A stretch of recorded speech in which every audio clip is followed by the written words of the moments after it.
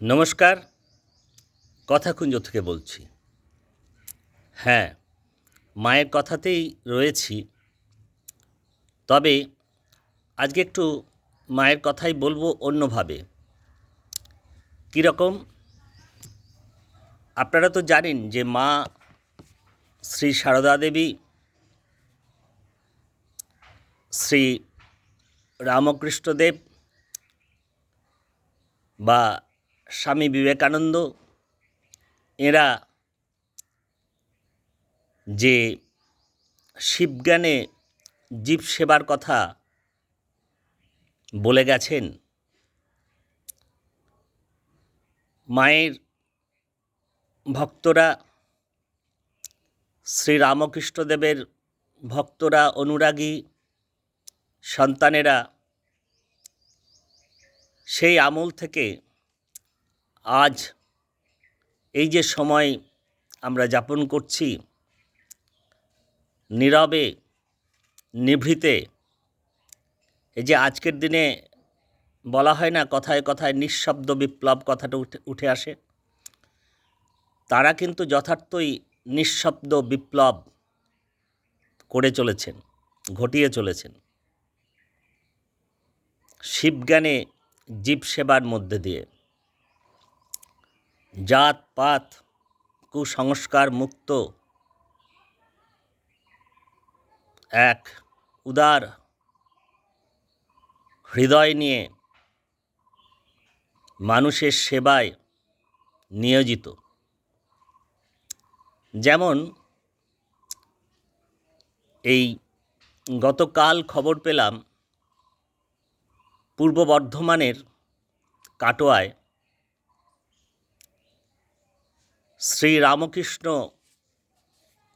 কাটোয়া শ্রী রামকৃষ্ণ সেবাশ্রম, তাঁরা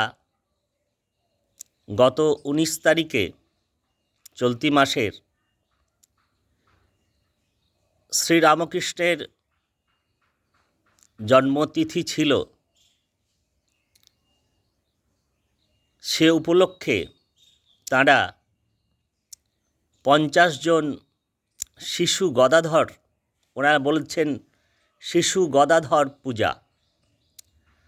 আপনারা জানেন শ্রী রামকৃষ্ণের পূর্বাশ্রমের নাম ছিল গদাধর চট্টোপাধ্যায়। তো 50 জন শিশুকে তাঁরা শিশু গদাধর পূজা এই নাম দিয়ে তাদের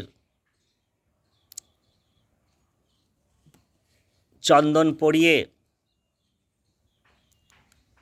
চন্দনের ফোঁটা পরিয়ে তাদেরকে আরতি করে স্কুল ব্যাগ,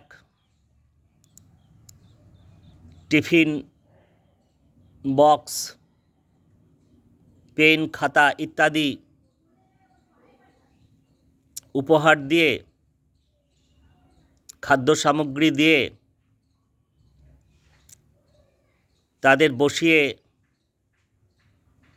লুচি প্রসাদ খাইয়ে এরকম একটি চমৎকার নিবিড় আনন্দময় সুখময় সময় তাঁরা অতিবাহিত করেছেন। ছবিতে দেখলাম মহারাজ ওই শিশু গদাধরদের, বাচ্চা বাচ্চা সব ছেলে মেয়ে তাঁদের আরতি করছেন। মেয়েরা ওই ছোট ছোট ছেলে মেয়েদের কপালে চন্দনের ফোঁটা দিচ্ছে। তারা বড় আনন্দে সেই সময় কাটাচ্ছে। তাদের চোখে মুখে, তাদের মুখচ্ছবিতে তার উজ্জ্বলতা। এর চাইতে ভালো খবর এর চাইতে ভালো দৃশ্য আর কিছু হতে পারে? আমরা তো দেখছি চোখের সামনে কী সব ঘটনা ঘটছে। যত ভোট এগিয়ে আসছে, রাজনীতির কদর্য চেহারা যা হবার কথা ছিল না। রাজনীতি অনেক ভালো কথা বলবে, মানুষের সেবায়, উন্নয়নে বঞ্চিত নিপীড়িত মানুষের কথা তুলে ধরবে, কিন্তু কে কোন দলে যাবে, কাকে কোথায় নেবে, কে দল পরিবর্তন করবে, কে গদ্দার, কে গব্বর সিং, এই সব আমাদের পড়তে হচ্ছে, খবরের কাগজে পড়তে হচ্ছে, টিভির পর্দায় দেখতে হচ্ছে, শুনতে হচ্ছে। কিন্তু ওই যে বললাম, আজকের ভাষায় নিঃশব্দ বিপ্লব, এই শ্রীরামকৃষ্ণ সেবাশ্রম কাটোয়া, এরকম অজস্র সেবা নিকেতন রয়েছে, শ্রীরামকৃষ্ণ মিশন মঠ বা অন্যান্য, তারা মানুষের সেবায় কাজ করে চলেছেন। মানুষের কাজ করব মনে করলে, মানুষের সেবা করব মনে করলে, বঞ্চিত নিপীড়িত মানুষের পাশে থাকব মনে করলে কোনো প্রয়োজন পড়ে কি এই সমস্ত রাজনৈতিক কাদা ছুড়োছুড়ি করবার? কোনো প্রয়োজন পড়ে কি? কোথায় গেলাম, কোথায় এলাম, কে ডাকলো, কে ডাকলো না? স্বামী বিবেকানন্দ কোন কালে বলে গেছেন, লিখে গেছেন যে জীবনে যদি একটি মানুষের চোখের জলও মুছিয়ে দিতে পারি, তাহলেই জীবন সার্থক। চিঠিতে লিখেছিলেন, আমি পড়েছি সেই চিঠি আপনাদের।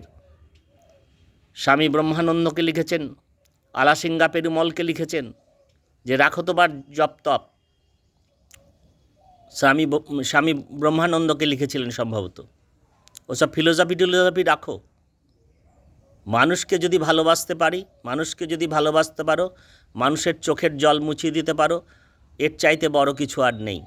ওসব জপ তপ পরে হবে।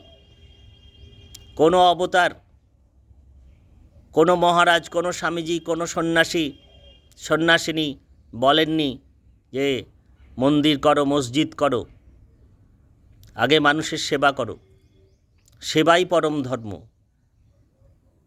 তো যাই হোক, এই খবরটি ভারী ভালো লাগলো যে এই শিশু গদাধর পূজা কাটোয়া শ্রীরামকৃষ্ণ সেবাশ্রম প্রাঙ্গণে হয়ে গেল। তো আমার মনে হলো কি সুন্দর লাগছিল।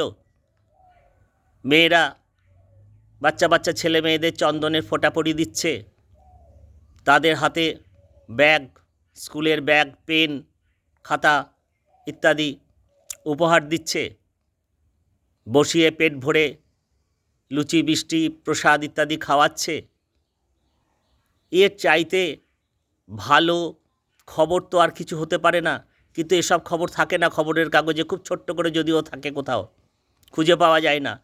ওই সমস্ত রাজনৈতিক কাদা ছোড়াছুড়ি, মনের কদর্যতা, যা আমাদেরকে কি বলবো, ওই যে আমি বারবার বলি, চোখ নিতে পারে না, মাথা নিতে পারে না, অন্তত আমাদের চোখ মাথা তো নিতে পারে না। তো যাই হোক, আজকে এই খবরটি মূলত বলবার জন্যই আমি কথাকুঞ্জ করলাম। আমরা শ্রী শ্রী মায়ের কথাতেই আছি, এর মধ্যেই শ্রী শ্রী মায়ের কথাই রয়েছে। আপনারা নিয়মিত কথাকুঞ্জ শুনছেন, মূল্যবান মতামত দিচ্ছেন, আমরা নিশ্চিত করে প্রাণিত হচ্ছি, সমৃদ্ধ হচ্ছি। অন্যান্য পর্বগুলির মতো এই পর্বটি আপনাদের ভালো লাগলে নিশ্চিত করে লাইক, শেয়ার, কমেন্ট করবেন, বন্ধুদের জানাবেন। আর আপনারা তো জানেন, সাবস্ক্রাইব করতে কোনো পয়সা কড়ি লাগে না, একটু ভালোবাসার স্পর্শ লাগে। আজকে ভারী ভালো লাগলো, একটু অন্যরকম খবর করলাম, কথাকুঞ্জ করলাম। শিশু গদাধর পূজা এই নাম দিয়ে, দেখুন কি সুন্দর। আমি দেখছিলাম ওরা লিখেছেন যে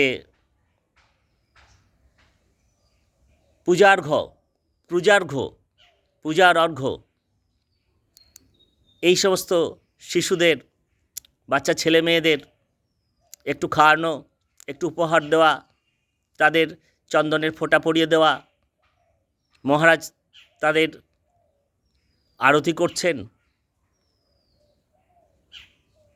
আমি ব্যক্তিগতভাবে আমাদের কথাকুঞ্জের পক্ষ থেকে এই কাটোয়া শ্রী রামকৃষ্ণ সেবাশ্রম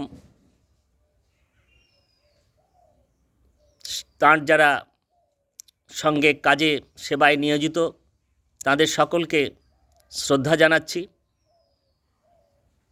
প্রণাম জানাচ্ছি।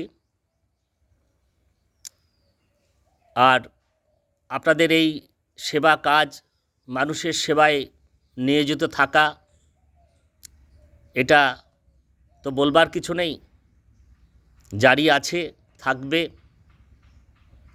এবং শ্রী ঠাকুর রামকৃষ্ণদেবের আশীর্বাদে উত্তরোত্তর বৃদ্ধি পাক, মানুষের মঙ্গল হোক, এই কামনা করি। সকলে মায়ের আশীর্বাদে ভালো থাকতে চেষ্টা করবেন। অনেক ধন্যবাদ। নমস্কার।